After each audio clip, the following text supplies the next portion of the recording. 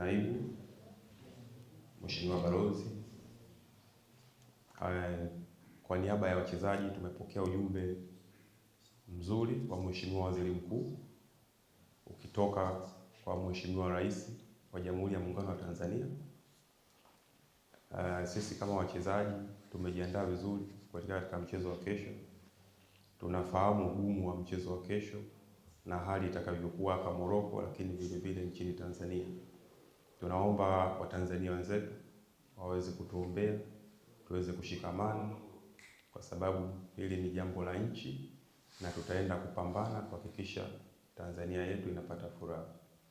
Kulikuwa kuna kampeni ya watu kuvaa jezi. Tunaomba wa Tanzania muweze kuvaa jezi za timu ya taifa kesho, kuonesha mshikamano kwa jeshi la Watanzania ambao liko huku likipambana siku ya kesho dhidi ya Morocco.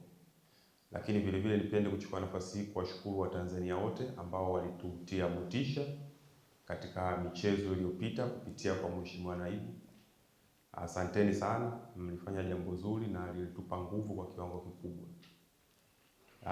Kesho motisha nadhani imezungumzwa na Mheshimiwa Waziri Mkuu na nadhani wote mtaweza kuisikia, na ni jambo ambalo litawapa nguvu zaidi wanajeshi waliokuwa huku kwenda kupambana. Asanteni.